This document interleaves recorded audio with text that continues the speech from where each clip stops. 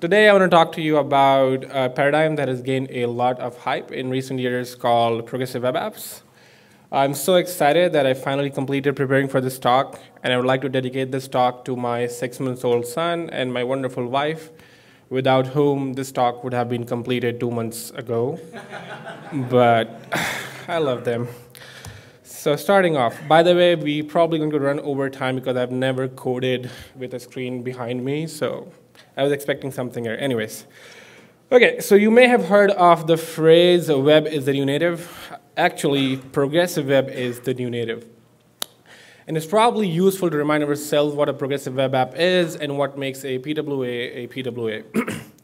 So progressive web app takes a traditional web application and make it behave like a native mobile app. So in this talk, we'll take a Angular 5 application scaffolded with Angular CLI, and we'll try to make it 100% compliant with PWA specs.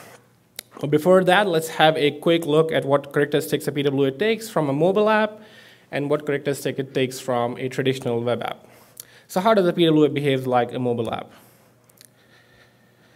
Offline support. So apps installed on your mobile phones are available to you when you're not connected to the internet, right? Like apps that you can install on your phone. If you're not connected to the network, you might have a degraded version of the app where you can actually not do a lot of stuff, but still it's kind of useful, right? But websites, on the other hand, are not so much useful when they're offline. So progressive web apps tell you what if there is a web page which just runs in your browser but still works when you're offline. So it gives you some sort of data to play with even when you have no internet connection. The next thing is PWA makes web apps installable. So native apps are natively installable, right? But now on the web, many of you might have seen something like this. This is called install banner on Firefox and Safari and others. It's called install banner. You click on the call to action, and then you get an icon on the home page. You click on the icon, you get a splash screen. Yes, a splash screen for web apps. So it kind of looks like a mobile app, but still is a completely traditional web app. The next thing PWA gives is notifications. So we all have had these beautiful notifications irritating us all throughout our day with mobile apps, but now you can irritate your users more by sending these notifications with web apps. And PWA can help you with that as well. And you can do notifications on mobile phone as well as desktops. Last but not the least, so PWA advocates the idea of a single responsive application using a good amount of viewport real estate. So it actually says you don't have to do a separate mobile application, a native application, nor you have to do a mobile web. You can use the same application and make it behave amazing on different landscape and portrait sizes. If you are a mobile developer since forever, I know this is painful, but we don't need to like native apps. Alrighty, so these are the 4 things that it takes from a traditional native mobile application, right? And there are other things as well, but these are like kind of the bare minimum. Next, let's see what a PWA takes from a traditional web application. So technically, PWA is just a fancy word, putting everything we already knew, like responsive and touchable, all of them together, and just call it PWA. So it's basically a simple web app. The client talks to the server, but then the bare minimum is you need to have a service worker in between. So Serviceworker is just a JavaScript file. It has the ability to intercept any outgoing HTTP request. So it's very powerful. Every HTTP request that falls in the scope of Serviceworker, I'm not going to go into the details of what the scope of a Serviceworker is, but any HTTP request that goes out of a page can actually be intercepted by Serviceworker, and then you can do a bunch of stuff like asking it not to go to the server actually, and then like picking up a file from cache and then just serving it, so that makes it more faster. So this gives the developer a lot of control over how the browser should respond to each request. Alrighty, and the next thing was, yes, so every traditional web application is shareable through a link, right? Mobile apps do not have a link to share.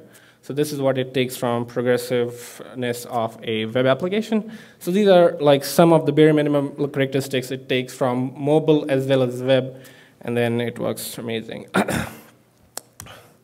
Alrighty, so now I'm going to start off by going over the current PWA development experience and some of the key building blocks.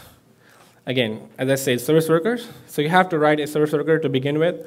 Although a service worker is just a JavaScript file, they're slightly different from your standard JavaScript file. So it actually does the following.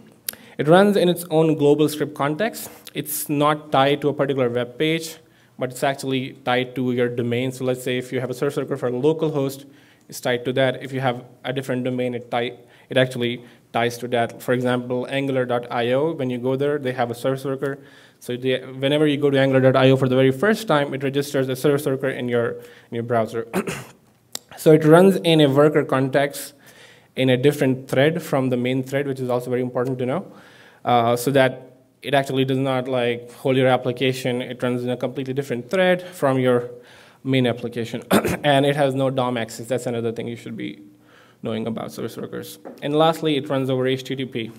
So what happens is you register the service worker, we download it, install it, and then activate it. So this is actually the current process. And to do all of this, you have to write a lot of code. First, you have to check if the browser supports service worker or not.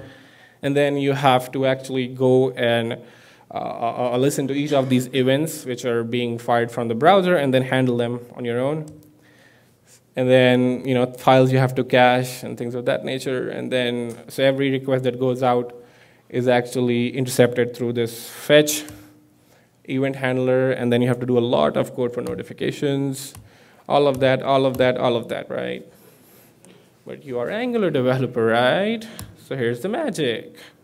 So you just throw the ng-conf file plus a manifest file to Angular, and then it creates the service worker on the fly for you, and it just works. So you don't really have to go and write service workers on your own, unless and until you have a very, very advanced use case. And if you have that, come talk to me after this talk, and we can talk about that. So thinking of this, you can store 100, which we will try today. So just remember this. You just have to throw something at something, and some magic happens, right? So the closest I found was this. This is Angular. You throw something, and you have something, right? Anyways, so let's get into the hard part now, which is obviously trying to start to show you something. It's going to be very difficult, as I said, because I didn't plan for this at all. I thought there will be something here so you can see. But anyways, we can try. So going back here, let's go to this guy. Okay, let's actually do this. Be very difficult. Where is my, okay, here it is. So I'll actually move this guy over here, which is WebStorm. You guys might know this. Okay, how many of you use WebStorm? Okay, others who don't use it, that's fine. We're not going to do anything special here. Alrighty, so first off, what you need to do is open your terminal and do npm, oh sorry, not npm, ng new, and then the name of your app, right, whatever app it is. And then for now, up to Angular 5, you just have to do a -- service worker, and then you can also pass in -- routing, right? This is scaffolds an app, you guys know that. That -- service worker is very important. I've already done that for you, just to save some time. So let's examine what that does for you and what it actually gives you, right? So let's start with going directly into the Angular Cli Jason. I hope this is visible to all of you. If it's not, please let me know. People in the back, is it good? Awesome. All right, so yeah, let's do this. So this is the Angular Cli JSON file, which I hope you're already familiar with. And you get this service worker -true flag out of the box. This flag is still Angular to generate service worker at build time. And let's go to the app module and see if we have something. Oh, not this one. Alrighty, so here you see something, service worker module, and then it's saying to register something. This is a file which actually is not present in your application in development mode, and it won't be. So this is basically the magic, the dynamic file that gets created by Angular, depending on what config you pass to it. And then you can say enable environment production, which actually means if you only pass the ng build dash dash prod, which we will do today, only then it will go ahead and register the service worker for you. Alrighty. Sorry? Okay, so let me show you. So the command was, I actually ran in the morning, 5 a.m. So ng new your app and then dash service worker and then dash dash routing. This is what I ran. Okay, so English 6 is just around the corner, and this dash dash service worker might not work and might go away because you will have something called, so you'll still do something like this, ng new app, and then you'll go ahead and say ng add PWA. This will be exactly the same as dash dash service worker. The dash dash service worker also has issues. The new one also has issues. So just try the dash dash service worker one for now. Alrighty. So yeah, let's go ahead and run this app. In fact, I am already running this app, and now I will try to switch to browser. Oh, not this one. Let's get rid of this guy, and let's see if we can, Alright, so this is our app for today. It's not a Hacker News app or something. It's just a very simple app. By the way, this is kind of a clone of, if you guys, are you guys using any, are you guys familiar with this app called ConSnap? So we did this app for ng-conf. This is just like all the talks, and you can go to any of the talks and click on it, and you get the details, all the blogs, links, whatever being posted by the presenter. So think of this app where you actually have two kinds of data. One is very static data. It never changes, right? This is just the fixed talks, number of talks. When you click on it, these change over time as the presenters share something. We keep on adding it to this one, right? So these are the two kinds of data in a wrap, right? So that was just a quick introduction to what we are planning to do. So this is our app. We have a very ugly drop down, latest, smallest, longest. These are the talks. You can click on any one of the talks. So serious PWA keynote from Shirez, right? So this is all what it is for now. All right. So what we're going to do is we're going to use something called Lighthouse. Are you guys familiar with Lighthouse? Can I skip the slides? No, I cannot. Okay. So Lighthouse is basically a plugin which helps you audit a PWA app. This is built by Google.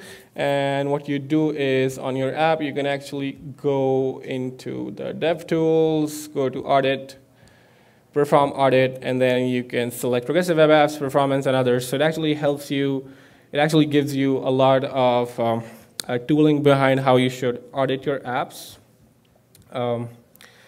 So Lighthouse is open source, by the way. You have automated tools for it. You can actually put it inside your CLI, and you can also run it through terminal, but we are going to do it on the browser. So when you hit the Run Audit button, I know, guys, this is going to take some time. All right, so when you run it, you see something like this. I've already done it for you because this takes some time, right? So with the Angular CLI application without a real PWA support, since you haven't done anything yet, you typically get about 30% or less PWA compatibility, and these are the things that it's saying. It's saying you don't have a service worker, you're not running over HTTPS, and you have other problems, right? So now the first thing that we are going to do is, all right, let's close this guy, and let's say we need a manifest file. So we'll just go ahead and say manifest, the JSON file. Yes. All right, so this is our manifest file. It's going to be super duper difficult. Anyways, so this is the first step. You start with a manifest file. And this will just be a simple JSON file, and there are a few properties that you have to type. The first thing a PWA needs is a name and a short name for your application. So you'll just go ahead and say ng-conf PWA. The name can be longer, whatever. And then the start URL is basically the base URL, which is just the app context of your application, right? The next properties that you're going to do is themes and backgrounds. So you remember you saw this splash screen. These properties help you actually create that splash screen on the fly. So if you run a PWA on a browser in a desktop, you'll actually have to do some extra stuff to build a splash screen, which we'll try to do. But if you run the exact same app on a browser in on a mobile phone, these properties, you don't have to do anything. These properties will automatically create that splash screen for you on the fly. All right. So a few other properties we're going to look at are display. So I'll say stand alone. There are other ones that are, I don't exactly remember the names. So the display property actually defines the developer's preference for the display mode of your web application. Orientation can be, so let's say I just want to support my application in portrait mode. Again, it's trying to take all the characteristics from a mobile app, so you have to define all these properties. Alrighty, next, what we're going to do is define icons. Icons are very important, and the bare minimum that you have to do is a 5 by 12 by 5 by 12 icon. I already have these icons. I'll just go ahead and copy paste them over to the icons folder. You actually should have an array of icons defined in here, and the magic that browsers do will they actually pick up the right icon for the right device, like depending on the mobile device you access your PWA from. So I'll just go ahead and do all the combinations, just the magic, but you guys get the idea, right? Each icon object has source, where it lives, the size, and then the type. It needs to be PNG as far as I know.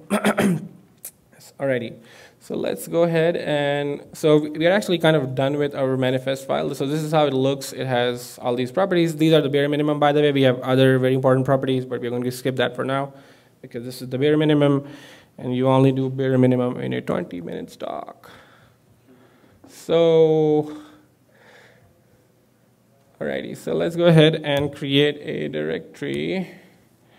And the name of the directory is, so we'll have images, and then we will have icons. Oh, it already exists? Hold on, so, can you guys see? Oh, okay. Oh, all right, already copied, awesome. You see all the magic that happens? That's cool. Yeah, this is not part of PWA, just a heads up. Alrighty, so this is actually, technically, this is where it's going to be. Alrighty. So we did all of this. Let's move and do something more. So the next thing we're going to do is go back to the Angular CLI and register our manifest. So you go to the assets folder, and then you add your manifest file in here. Manifest.json. Alrighty, that's all what you have to do in here. So that's it for like the first part of the process. You generate your icons through app manifest generator, or there are dozens of them online. So you generate all your icons, and then you create a manifest file, and then you register it in your Angular CLI application. That's it for the very first part. So next we need to build a service worker. So technically at this point, if you're not using Angular's service worker module, you will have to go ahead and write your own service worker manually and then register it and hold the promise and try to see if Service Worker is supported in that browser or not. We already saw some of the code, right? So let's go ahead and do this. Let's open the magic file, ng-conf.json. So you get this file out of, you get this file on the fly when you do a -- service worker flag. And this will also be present when you will do ng add PWA with Angular 6+. Alrighty, so let's go ahead and discuss this file real quick and see what it gives us. So starting off with, so it actually defines the base of your application from where your application starts. This is the index file. And then you have asset groups. You actually have two kinds of groups. You have asset groups and data groups. Asset groups are defined by default with Angular, and why they don't define data groups, we will see in a sec. Alrighty, so let's look at the first asset group. What is this telling? So the apps data group is configured with install mode prefetch, which translates to, hey, service worker, go ahead and cache these assets right away. These are the essentials, like these are essentially going to be all the files you need to run your application offline. So notice that it also includes all the files that are known at build time, like index.html. In fact, I should go and open this one. So it includes index.html, favicon, and then the version file. So all your chunk file and bundles, this is technically your whole application code, right? So you pass it there, and a Serviceworker will go ahead and cache it for you. The install mode prefetch, which actually means like you just have to take it from the cache. There are other important properties, which I will skip for now. The next asset group is named assets with install mode lazy. What this actually means is, hey, Serviceworker, go ahead and cache these assets only when the assets are actually requested by the apps. So everything in the assets folder is actually lazy cached, right? Like, for example, your icons, your images, if you are actually fetching an image or a font file, things of that nature. All of them will actually go into this one. I'll go ahead and try to add some files, right? Okay, so and now at this point, with both these asset groups, our worker knows how to cache assets that are known at build time. But we can actually argue that this is not the only data, right, that we would like to cache. So what about data that's coming from APIs, right? So to cache API responses, you need to provide something called data groups, which I was talking about earlier. So let's see, where's my magic command for this one? Oh, data groups, awesome. So we'll actually define two kind of data groups because we have two kind of APIs, if you remember the app that I showed earlier, right? So we had a list page which had some data which won't really refresh. We had a drop down, and the drop down is also like populated with some APIs. That also doesn't really change very often. But on the other side, when you go to the details page, the data actually changes very often, right? And it can update. So think about your application, not this scenario, any scenario where you actually need some data to be updated on the fly every single time. You use the freshness strategy, which I will show right now. But if your data stays there, it doesn't really change a lot, and you can just cache it for like some hours or some days even. You can actually use another strategy called the performance strategy. So we'll just go ahead and again use our magic commands. Okay, so I will go ahead and say, oh, on this one. Here we go. So I named it network first. You can name it whatever you like. You have to pass in a cache config. The max size will be the max size of your request. Max age would be how long would you like a service worker to cache this data, and then goes to the network to make the call. So I'll just go ahead and say just do 10 seconds.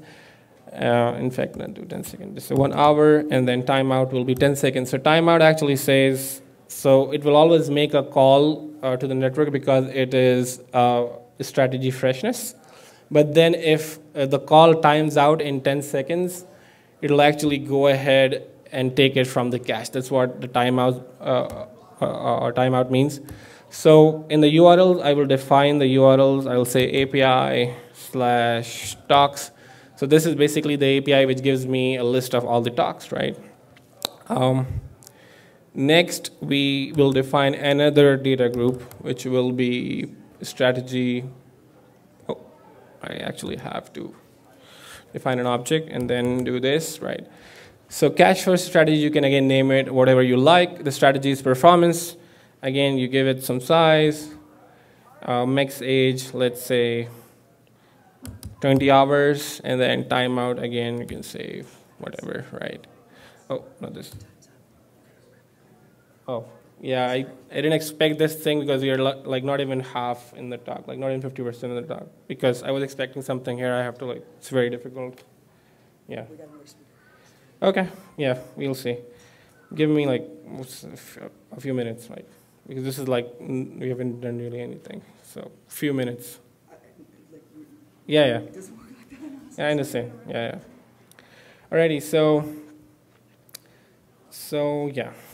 We have to do like a bunch of stuff. So in fact, so this is such an amazing stage right here. So let's do this. Let's open a different app, actually, in which I've already done all of this. So I'll exit the presentation mode and try to open the most recent one, this one.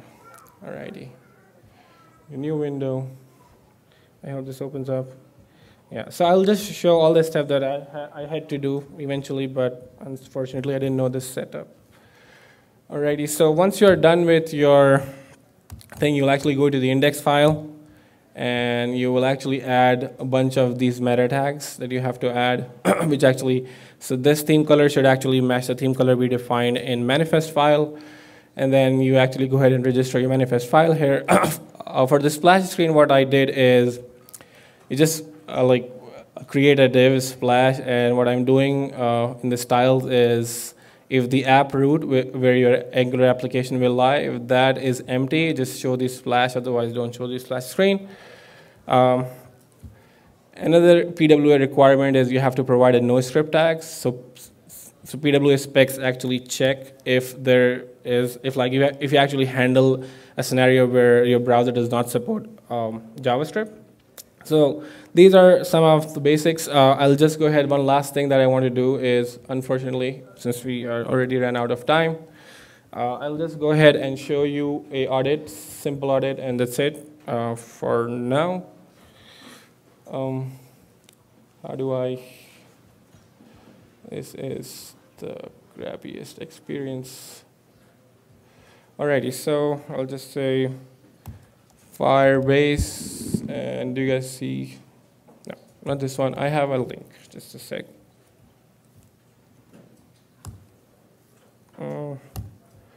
Bookmark. Where are bookmarks? Okay, bookmark. And then here is something that's online. So this is basically a progressive web app. I did all this stuff that I told you. I'll just go ahead and run the audit for you.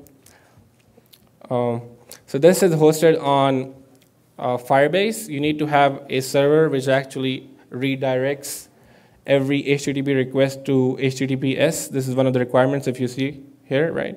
So that's why I had to do it. You can also create a node server which actually routes all your HTTP requests to HTTPS, and here you go. Sorry about all of this, but this is what you'll get eventually when you do all of that steps. Thank you so very much.